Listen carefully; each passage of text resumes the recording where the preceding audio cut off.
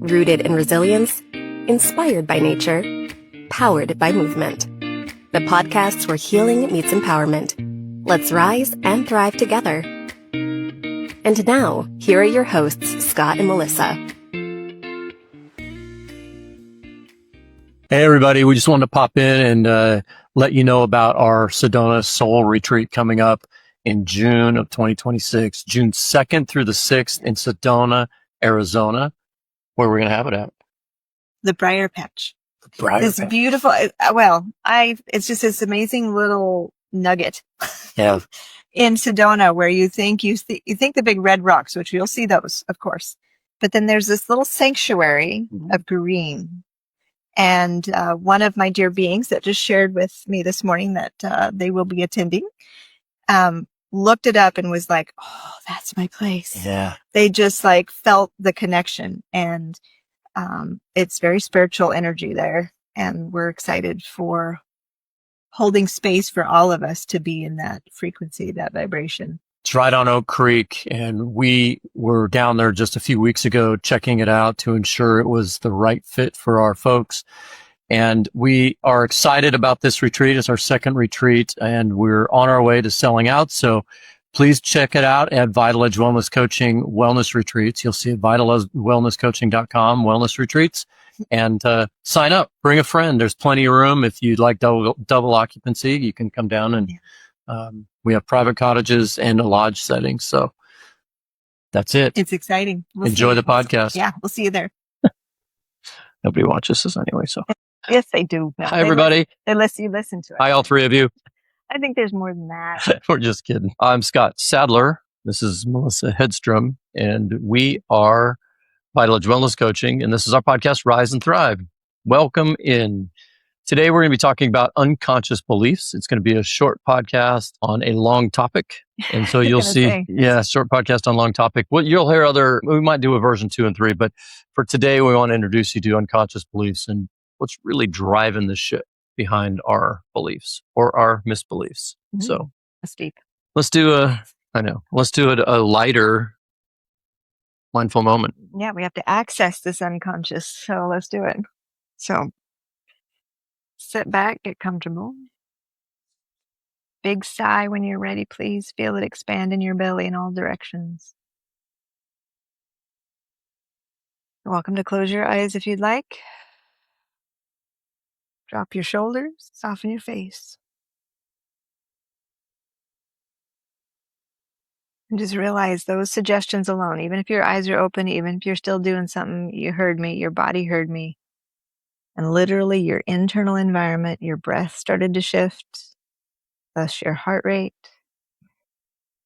So allow yourself to step into this space to slow down and to feel. So experience your body in this moment.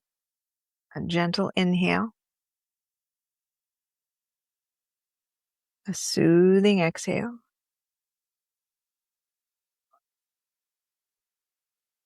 And just stay with that for a few moments. Even if your eyes are open, even if you're doing something else, there's this beautiful human capacity to just notice and be with your breath anywhere, anytime. Feel your inhale.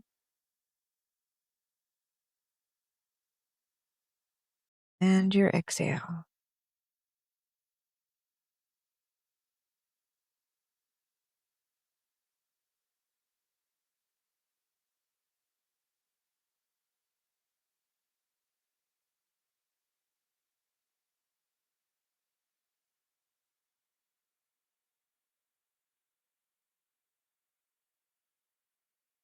And if a little flutter in your attention happened, just notice that and come back. Notice your inhale and your exhale.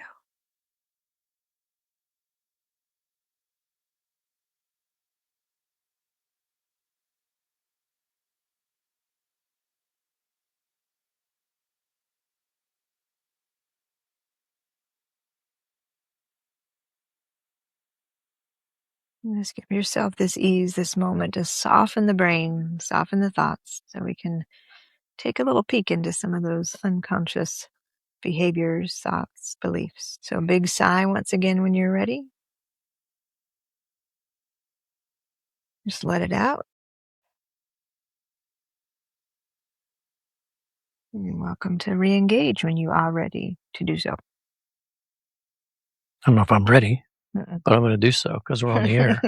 It'd be pretty boring to watch us meditate for 30 minutes, wouldn't it? But I could use I know, that. I would say that would be nice. Yeah, maybe we'll do an episode like that. Yeah. Everybody watch us breathe. Well, they'll be breathing. They won't watch us do. They'll be breathing too. Okay. Well, let's talk about unconscious beliefs. This has been coming up a lot for me in my own inner work and the work of my coaches. And it's always been there for me, this kind of witness to the thoughts behind the thoughts. And it's very recognizable in the world today how people's unconscious beliefs are driving behaviors. So the challenge I would have to our viewers and our listeners is, can you get quiet long enough to start to understand your unconscious beliefs, which can be very uncomfortable because you're forced to kind of think about, it's not even think, it's be with those drivers that you either created, inherited. I guess those are the two ways. You Learned or created, patterned after, yeah. Right. You're just kind of The way you see the world. there, right? Mhm. I know that I have members of my family that are very biased toward other human beings that I don't have conversations with because I don't believe in that. And this is their unconscious bias. It's coming through as a small example, right? And how then can we create more meaning in our lives if we can understand our unconscious thinking, our unconscious beliefs that outpicture in this world? Yeah. Deep. Very deep, very deep. Because we think we're looking at things positively, but then we're all looking through a lens, and we think we may not be judgmental or we may not have bias, but then if we pause and we're like, oh, I've taken some of those tests, to see what your underlying biases are when you don't even think you have them and they show up. And Scott and I always talk, we always come back around that we're foundationally almost in every, session or every episode or working with clients, we're simply accessing awareness. Because in order to notice if we have this, we have to become aware. Like, how am I seeing this? How am I engaging in this? And like you said, it's going to be pretty uncomfortable for most of us. Oftentimes when we ask to get quiet or we do like a breathing thing, you might have been thinking about a bunch of things, be like, okay, come on guys, just talk do your stuff. And it isn't that you're getting upset at getting quiet. It's letting you know how uncomfortable you are. Yeah. And so that's a good sign. I want to support people to, See it through. So lean into that discomfort. And like you said, with your family members, it might be uncomfortable. If your family members wanting to become aware of those, it's like, at first it's uncomfortable to see because they don't. Right. But if you were working on seeing it yourself for yourself. Yeah, that's true. That makes sense. No, it makes perfect sense. In that case, I remove myself from that. Maybe that wasn't a great example, but from your inner self, if you have hate in your heart and you're putting the positive lens on the world, you're not connected to, you're not aligned and with yourself or your source, God, the creator, universe, whatever. Yeah. It shows up then in your quality of life. And I just want to have, personally, a high quality of life, meaning I want to have my unconscious beliefs be at the forefront, not hidden. I don't want to tamp anything down. I don't want to hate people inside and act like I like them on the outside. That is so dissonance. Dissonance, and it's ingenuine. And I'd like to try to be a very genuine person, and I want to be genuine to my core. Plus, feelings buried alive never die. And so if you're not resonating with yourself, you're burying them. And those come out in the forms of cancers or chronic pain sometimes bad behaviors. or continued patterns. Like, your generations that keep that going. Yeah. And there's been some cycles that I know my brothers and I have broken in generations of our family that we all talk about openly, that we do things a lot differently. But a lot of that was because we wanted to listen to our own unconscious beliefs that drive us. That's why meditation is so important. It's because you're giving that voice within you a chance to actually kind of flood the zone for a while. Well, and with meditation, it's like you think, going back to the quiet moment, you think it's supposed to be all zen, but no, that's the space it gets very loud and It can. And it's being able to sit there. I know I told the story of my first ever meditation class was at Chemeketa Community College. And I will never forget the pain physically and more that crazy making. I just was like, oh my God, I can't be in there. What am I doing? And that was like only 5-10 minutes in. And this was supposed to be a 30-minute meditation. And when I ran out of that room when it ended, I never went back to a class because my brain was like, what the actual fuck are we doing? Because my conscious beliefs did not want to allow my unconscious beliefs to have any room. Eckhart Tolle calls it the pain body, the ego, that part of us that feeds other parts in others. Hate fuels hate. Love fuels love. But in the negativity side, that's the pain body. And I think we should talk about the unconscious beliefs of the collective. I don't want to drag politics into this, but I'm going to make some references to politics in the United States right now. It's interesting to me, and again, I'm not saying what's right or wrong. I'm just looking at this from this unconscious belief view. So hear me out, okay, everybody? Just hear me out. Recently, Jimmy Kimmel made a comment about our president and the first lady on his late night comedy TV show. And he is being hammered now by the administration and others because he made a crack and about, an assassination attempt. And it really wasn't about that, but that's neither here nor there. And now the licenses of Disney, broadcasting licenses for all the stations, are being threatened to be pulled by the government because of this comment. Okay. Was it inappropriate? Possibly. But also, we're talking about an administration who is constantly making comments about glad people are dead and we're going to wipe out a whole civilization. So what I struggle with is the unconscious beliefs behind all of that are in conflict because you can't have it both ways. And that's how we show up as individuals.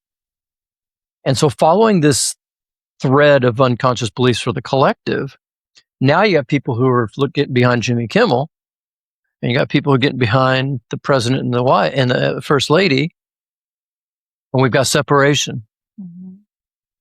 And the collective is much stronger when we're together, when we're moving in one direction. And I don't know how you get unconscious belief on the collective to all kind of come together and say, this is not even worth discussing. What's worth discussing is how we live our humanity openly and how we relate to one another and how we solve instead of piling on more problems. And this is a world problem, not just a U.S. problem. But that's a good example of how unconscious beliefs start creating little camps. Think about family. Sometimes you go to Thanksgiving, like, I don't want to sit next to Sue or Jill or Joe or whoever's in your world, right? Because they believe one thing and you believe another. So your frequencies.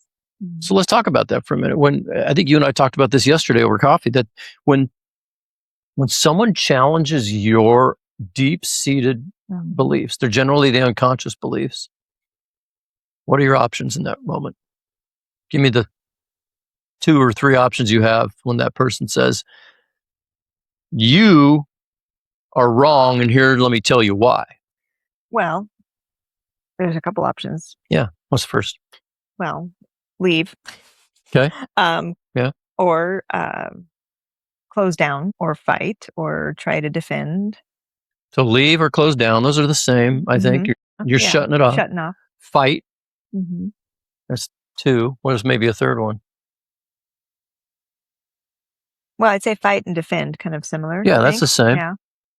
The hardest one people struggle to come up with, which is what's happening real time with you and I, is getting curious. Yeah. Yeah. Okay. But see, we don't go there. No, because the first thing is like, I would try to think all the while, why I'm sitting here listening to you, and we all have our different lenses, right? That we're hearing this. And so I'm hearing you talk about the political stuff, and I'm like, I'm going into my body. I'm feeling like how, to get that collective, like you said, how do we get the collective together? And I was like, I'm thinking about, heart coherence and breathing together and all of this kind of stuff that can actually help people unite. And then when you asked me that, like, what would I do if somebody like, offensive, like to what I believe or whatever. And it's like, you don't think about getting curious because you're triggered. Yeah. Triggered. Yeah. And that's where between stimulus and response and between stimulus and response is that space. And that's the space where you tap in to say, if your unconscious beliefs are that conflict never solves anything. And someone says, you're a short blonde chick and you're always XYZ. And you're like, I'm going to tell you, or you can go, oh, really? Tell me more about that. Mm-hmm. Why is it that you feel this way? Well, and my next thought is that takes confidence and a comfort in your own skin to be able to be okay with someone having such a belief or even a attack or reaction to you. Yes. To be able to sit there and be curious about it while the insides might be activated or triggered. So let's contextualize this. Mm-hmm. You're absolutely right. It is hard and it takes practice. Mindfulness, the most overused word in the world right now. It takes mindfulness. It takes presence. It takes experience. It takes some seasoning. It takes you deciding you want peace above everything else in your life. And it's not easy. And I have stories of my own that I can share about that. But let's contextualize it. Viktor Frankl, we're using him as a theme today apparently. Man's Search for Meaning. You read it? I have not. Okay. It's a great read. Prisoner of war, World War II, kept in the concentration camps. And it's a great read, but I'll summarize by saying he figured out that the one thing no one could take from him was his choice. Horrific circumstances. And yet he chose to be present. He chose to be kind, even to his captors, even to the world, even to the situation, to all the Nazis. He chose, I am not going to let them turn me into what they want to turn me into. Mm-hmm. And he lived, but he watched all his friends and family die. He was a psychologist, and so he came out of there and he started studying this, what he called a logo effect. I can't remember what that stands for, but he coined it. And between stimulus and response is space. Even in the most horrific, torturous, starvation, life-infested, murderous situations, you still have a choice. And so if someone like that and so many other millions of people are in horrific circumstances, and somebody passes me and cuts me off on the freeway, I have a choice just like they have a choice. But the difference is my choice is so much bullshit. Why am I going to get mad at this person? I don't know what's going on in their lives. All I know is they cut me off and now I'm pissed. Am I pissed about that? No. My unconscious beliefs were ready to jump on anything because I'm unhappy about a bunch of other stuff that I'm not addressing. Mm-hmm. So if we address those things when someone cuts us off, we're more zen, we're more peaceful, we're more like, it doesn't get to me because I will not allow it to get to me. Like Viktor Frankl would not allow that horrific scene for years to get to him. Well, I think just like a client I was with earlier today talked about these practices that we talk about, the mindful, all that, and realized that present moment awareness, we were talking about, is it possible to live from that place and not think I've got to do all these things and get all my shit cleared and then I can live, be mindful or be present moment. But we were talking about, I was like, what about the other way around? If you're more your practices, right? That consistency of showing up, being willing to sit in your caca and feel it and know and start to become aware of some of those background unconscious things, that you can show up in life to be a problem solver, to be a this or that at the same time from that present moment. And that he was sharing today that he's noticed that it's given him more time. He's like, yeah, that made sense. It kind of clicked for him. And then he was like, we often think we're working towards something and we'll get to it someday. We'll be able to, but realize it's happening right now. In the moments he's pausing before he went, like, do I send this email? Is it worth it? Is this going to cause more problems? Let's erase this. So that moment to pause, just like that moment to get curious, doesn't even have to be another individual. It could be the next action you're going to take. Get curious about where is that coming from? It's even more important. Is that coming from a place of like, I'm going to get back at this person? What is that going to do? And that's what he's noticed. I am present moment. It isn't just when I sit to meditate. It isn't just when I get quiet.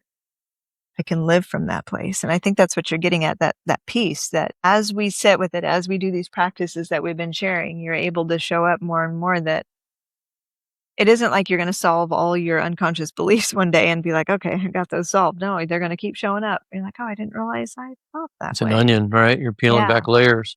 And that's the practice, the awareness. And, I always channel I want to watch it again because I watched it like many times, but the Dalai Lama and Desmond Tutu and the Joy. Yeah. The Book of Joy. And I just like their, the documentary, because just watching them genuinely love each other. Yeah. And, just they've been through like what Viktor Frankl had been through, and they've seen it, and they still could be in that place of joy. So. And Christian and Buddhism getting along. And they were just like different each cultures. other on the cheeks, and they'd hold each other's hands, and they would laugh, and they just were like. Yeah, they understood their unconsciousness into consciousness. So we'll do more on this. This is kind of the icebreaker for this topic. I want to say though, before we go, that there's no end to triggering. There's no end to triggering. Because just because you're doing a good job of it doesn't mean others aren't going to play along. And I've got plenty of experiences to share more details about as we go along, where you may be the only one in the room, in the meeting, in the organization that is trying to stay grounded and be cautious of your unconscious beliefs taking over and becoming your conscious beliefs. So for now, maybe just sit with and observe your conscious beliefs and follow that rope back down to the root of where they stem from out of an unconscious belief. You maybe just make little hash marks over whether you want that one or you don't want that one when it comes to conscious beliefs. And we'll talk more about this in an upcoming episode, but this is a great topic, I think, and it's really meaty. And it's something that comes up in coaching sessions when we're working to get to the root cause of a behavioral change. For someone who wants to be a high performer, maybe feels like there's obstacles, or somebody who wants to make a complete life change, but are afraid to move to a different city or change their relationship status or something. It's always tied to some unconscious belief, and we just have to get to it. Often entails fear. Yeah, it does often bring up fear, for sure. We uncover the deeper stuff, and then it's like, oh. Yes. All right, that's enough for today. Thanks for joining us on Rise and Thrive. And we will see you next time for more deep moments. And have a great week. Talk to you soon. Namaste. Bye now. Thanks for tuning in to Rise and Thrive, a podcast by Vital Age Wellness Coaching. If you found this episode meaningful, please rate, review, and share it with someone who might need it. For upcoming retreats and to join the Vital Edge Wellness community, head to vitaledgewellnesscoaching.com. Let's rise and thrive together.